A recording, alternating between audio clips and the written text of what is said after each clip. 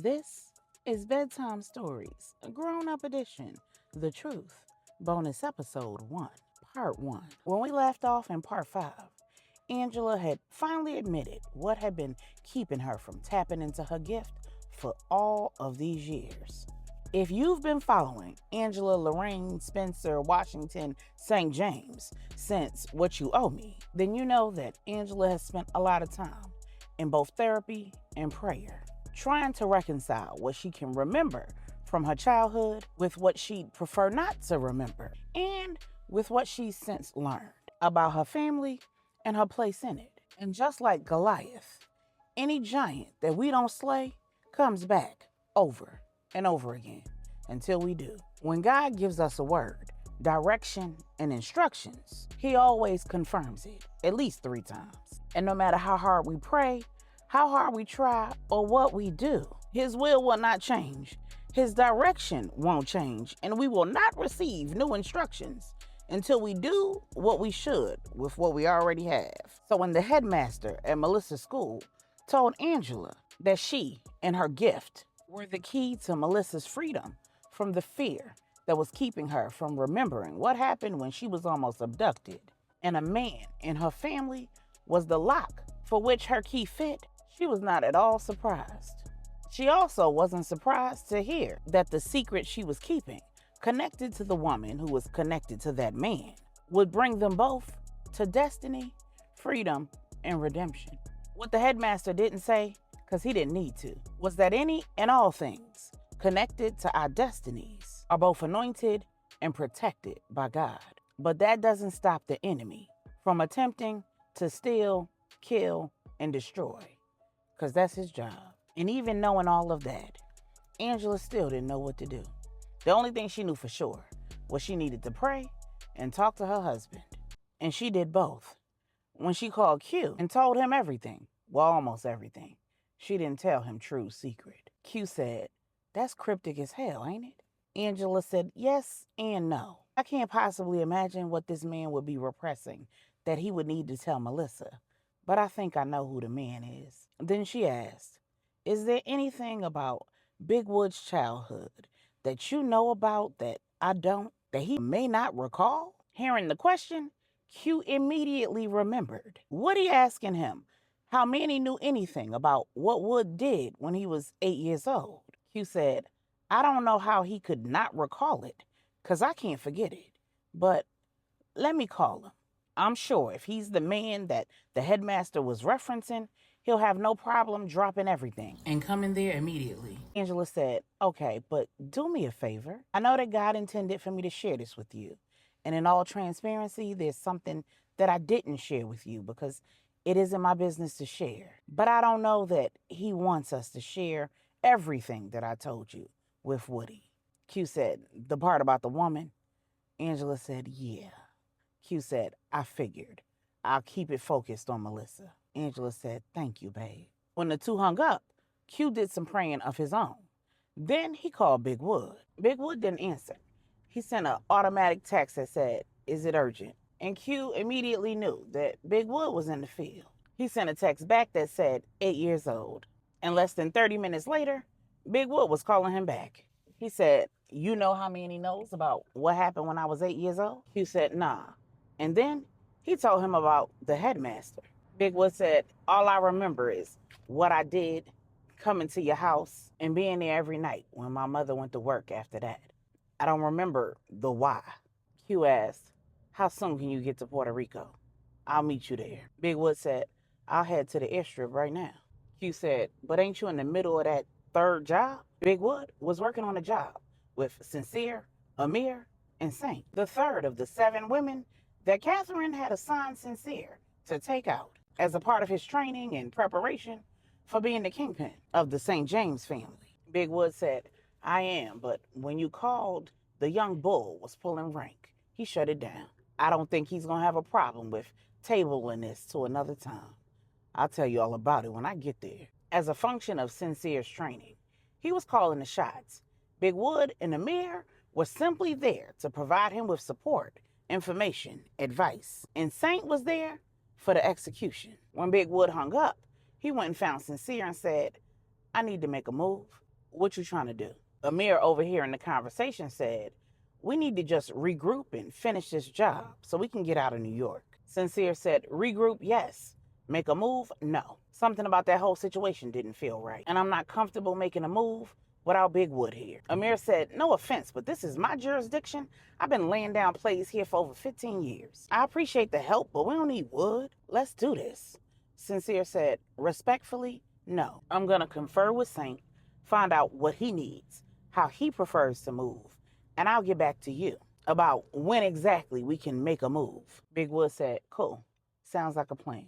I'll be in touch. Amir was pissed. Big Wood leaving threw a monkey wrench in his little plan. And Sincere pulling rank had the potential to bring all the walls down. The last thing he wanted or needed was for Sincere to trust Big Wood more than him. Because if things went as Catherine intended, Sincere would be the kingpin, and he'd need a right hand. There were no guarantees that Sincere would choose Amir to continue in that position. He could choose Big Wood, which would be a slap in Amir's face. Or worse, he could elevate his brother Saint. And while Amir would still have a job, at least until Catherine retired fully, or unless she died, he'd completely lose his ability to be the puppeteer behind the kingpin. And he'd be perpetually competing for True's affections. And he didn't want to do that. He'd laid a trap that was supposed to kill two birds with one stone, and he figured that at least one of his three opponents might have had some reservations, but he'd never figured that the newbie on the scene would be the one to not only question the plan, but speak up loud, not wanting to overplay his hand, needing to come up with another play, and wanting desperately to tap in with True. Amir said, all right, cool. I got a cat I need to catch anyway. I'm going to head to Miami. You got a team in place? If you need me, I'm one call away. Now, when I get her going, I have a hard time getting her to let me come up for air. So don't let things get out of control before you hit me up, because you may have to wait on Shorty to finish. Big Wood just let the comments roll off his back.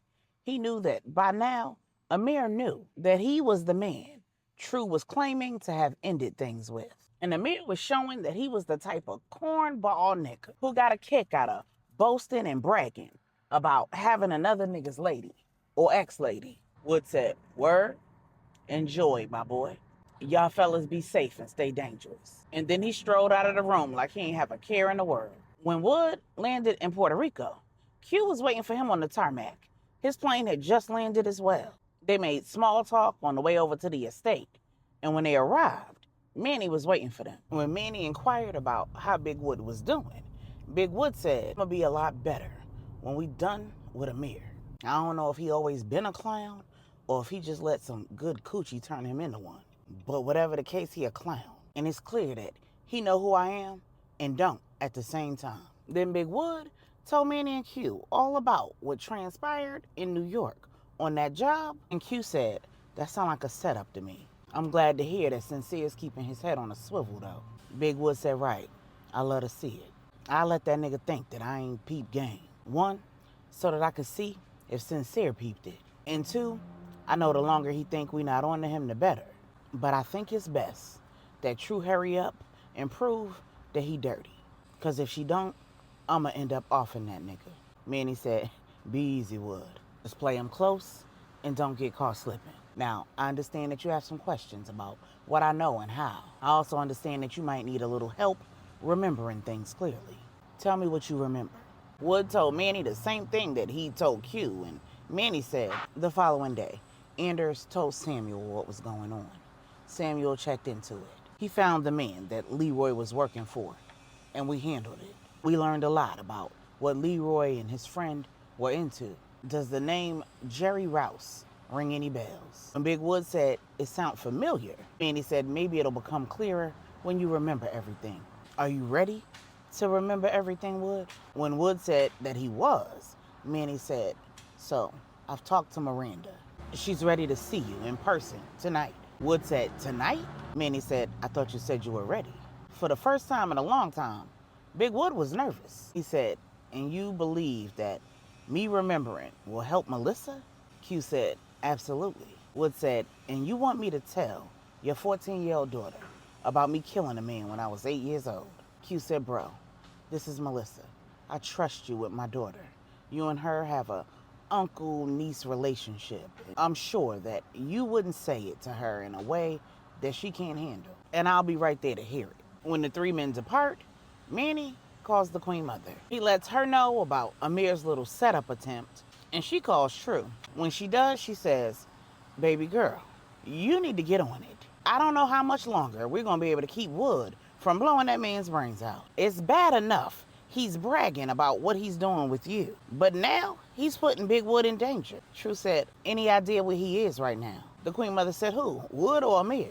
True said, if Benjamin wanted me to know where he was, he would have told me. The Queen Mother said, oh, trouble in paradise. Well, Amir left New York. He said he was headed to Miami. True said, got it. I'll keep you posted. At Wood's appointment with Miranda, he has no idea what to expect. He asks, how we do this? You gonna hypnotize me or something? Dr. Miranda Lopez is Manny's oldest daughter and a board-certified psychiatrist. She says, no parlor tricks. We're going to do what's called a memory retrieval exercise, the success of which is 100% dependent on you. How open you are to facing the demons that lie beneath, and how willing you are to slay them in the interest of getting to the truth. Big Wood said, let's do it. Miranda said, slow down. Let's talk through this. I'm going to take you back to 8 years old. So you're going to feel like you're 8 years old again. And that's not going to be easy. Let's start with what you remember. Then Big Wood told her the same thing that he told Q and Manny. Then Miranda asked a question he wasn't expecting. She said, and how are things going with your father? Big Wood said, I haven't talked to that man. Miranda asked, did you continue to go and visit him in prison after the incident when you were 8? Big Wood said, I did. I stopped visiting him when I was 14. Miranda asked, and what happened? What changed when you were 14? Big Wood said, Anya happened.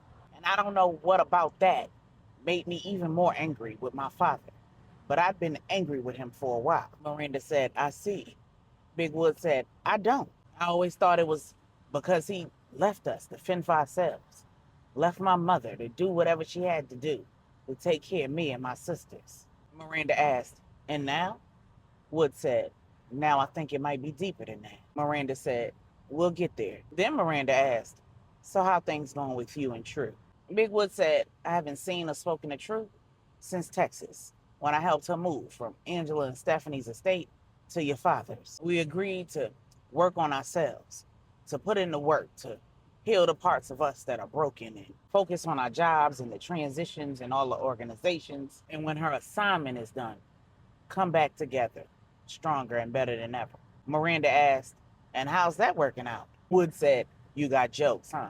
Miranda said, no, I'm just asking, because I haven't heard from you. You got another therapist I don't know about? Big Wood said, nah, I just been praying and thinking and trying to figure things out. Miranda said, that usually means that you have a secret. You know that your secrets are safe with me, right? When Big Wood told Miranda about the situation with Amira, it took everything in Miranda to keep her cool. She said, oh, so you ready for your funeral, huh? Big Wood said, I'm less worried about dying and more worried about losing my heart.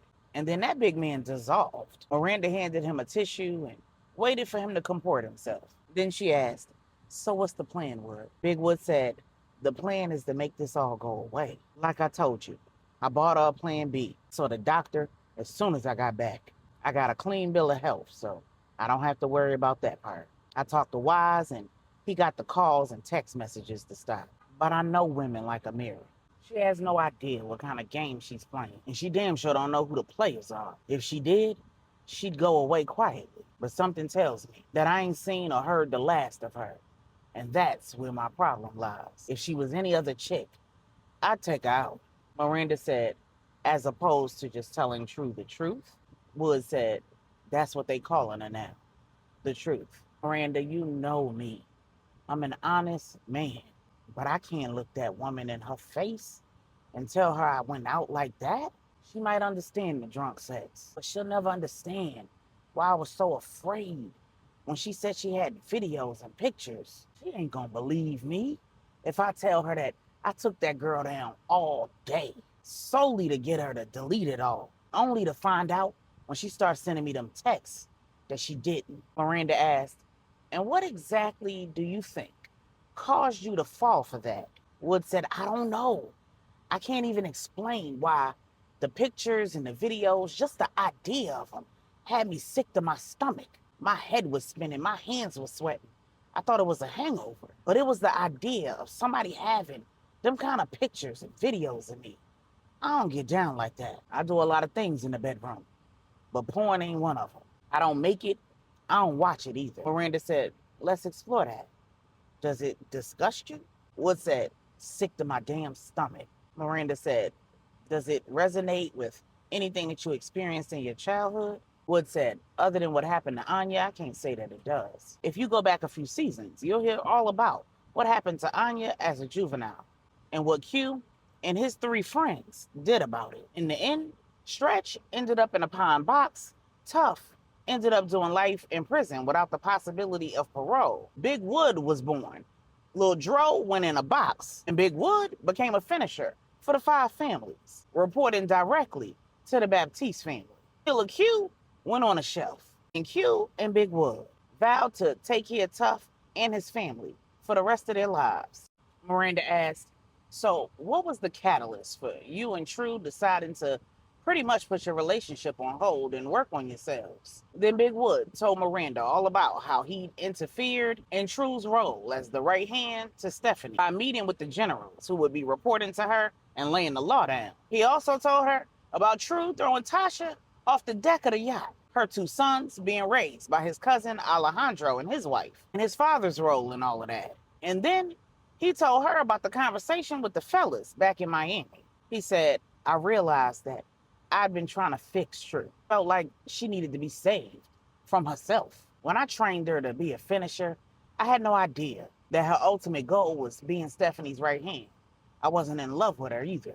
When I got to know her and I realized that this smart, talented, strong, beautiful woman was choosing this life, not just out of loyalty to her friend, but because she had no idea who she was and she was trying to find herself, carve out a lane for herself, and create a life for herself that was separate, apart, and completely different from the one she'd had written out by her parents, where she was just a tool in their plan.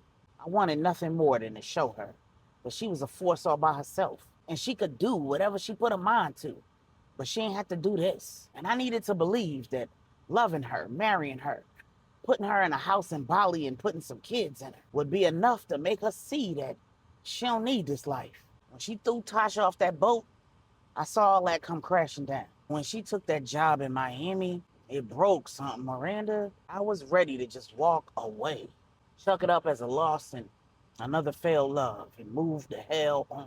Miranda asked, what changed your mind? Wood said, a mirror. When I woke up with her in that bed, I was sick.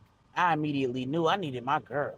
Lil' mama makes everything better. She makes life better. And I don't want to do it without her. And when I talked to Tough and found out that he'd been taking Amira down too, she'd been visiting him under the guise of working for a law firm. So the COs had been putting them in the legal room when she came to visit. He was paying them to look the other way. She got my mans thinking she his girl. She gonna get him out on parole and they gonna be together.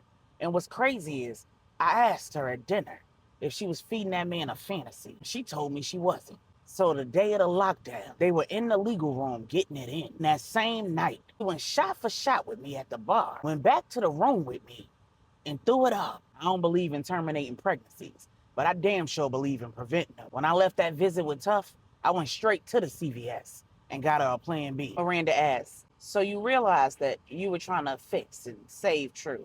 Was that the same goal when you were with Tasha and Salema? After a brief pause, Big Wood said, yeah. Miranda asked, and what made you realize that you couldn't fix or change them? Big Wood said, they made decisions that I couldn't live with. Then Miranda asked, is it possible that all of these things are connected? What happened when you were 8? What happened with Anya?